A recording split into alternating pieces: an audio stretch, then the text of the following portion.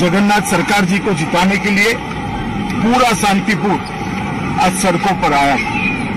मैं शांतिपुर की जनता का बहुत बहुत धन्यवाद करता हूं कि पौराणिक भूमि पर मुझे पूरा भरोसा है कि 2 मई को कमल खिलेगा और जगन्नाथ सरकार जी जीत कर आएंगे। बंगाल के चुनाव के चौथे चरण के मतदान में कल एक दुखद घटना हुई। एक बूथ पर कुछ अज्ञात लोगों ने हमला किया। सीआरपीएफ के हथियार लूटने का प्रयास किया और जब सीआरपीएफ ने अपने बचाव में अपने हथियार बचाने के लिए गोली चलानी पड़ी, इसमें 4 लोगों की एक मृत्यु हुई। तो बहुत दुखद घटना। मगर इससे ज्यादा दुखद जिस प्रकार से इस घटना को पॉलिटिसाइज किया जा रहा है वो। मैंने ममता दीदी के स्टेटमेंट देखे। उसी बूथ पर सुबह आनंद बर्मन का हत्या कर दिया गया, गुंडों द्वारा हत्या कर दिया, और वो इसलिए हत्या कर दिया गया कि वहां पर मतदान न होगा। उसी बूथ पर हमला किया गया और उसी बूथ पर सीआईएफएस के हथियार लूटने का प्रयास किया। मगर ममता दीदी सिर्फ 4 लोगों को श्रद्धांजलि देती है। आनंद बर्मन की मौत की उनको नहीं पड़ी। मृत्यु में भी तुष्टीकरण और वोट की राजनीति, बंगाल की राजनीति को ममता दीदी ने कितना नीचे गिराया है, ये इसका एक उदाहरण है। आनंद बर्मन बढ़ गया, उसका भी हमें दुख है, और बाकी जो 4 लोग मर गए इसका भी दुख है। मृत्यु किसी की भी हो, वो राजनीति के परे होनी चाहिए। परंतु आनंद बर्मन पर ना एक भी आंसू बहाया, ना एक भी स्टेटमेंट किया, ना आज तक उसके मृत्यु पर श्रद्धांजलि या दुख व्यक्त किया। क्योंकि आनंद बर्मन एक राजवंशी समाज का नवयुवा है, वो उनकी वोट बैंक के लिए अनुकूल नहीं था। इस प्रकार की राजनीति ये बंगाल का परंपरा नहीं है, बंगाल की संस्कृति नहीं है।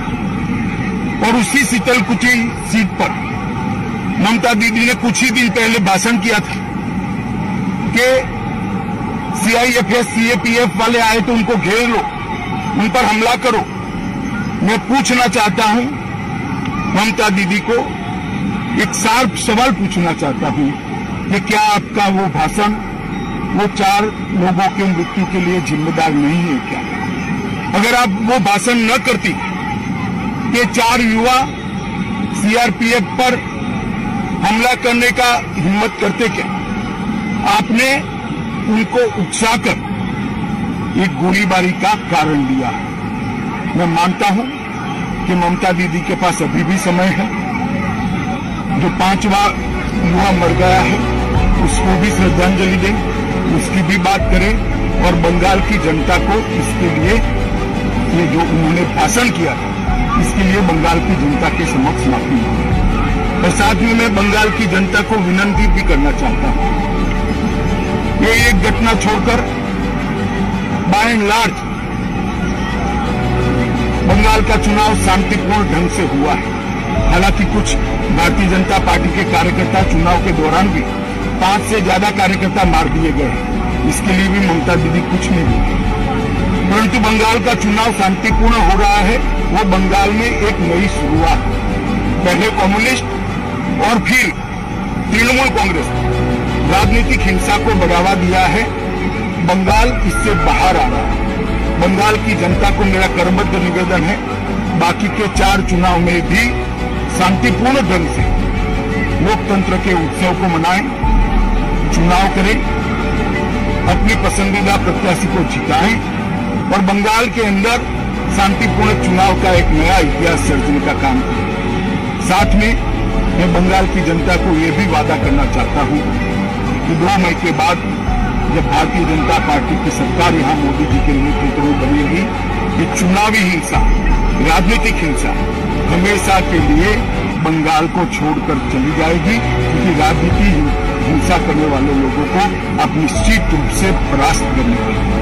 मैं फिर से एक बार शांतिपूर्ण चुनाव के लिए सभी को अपील करता हूं, सभी दल के कार्यकर्ताओं को अपील करता हूं कि चुनाव आयोग के बनाए हुए नीति नियमों के अनुसार हम चले, इसका पालन करें और चुनाव को शांतिपूर्ण रखें।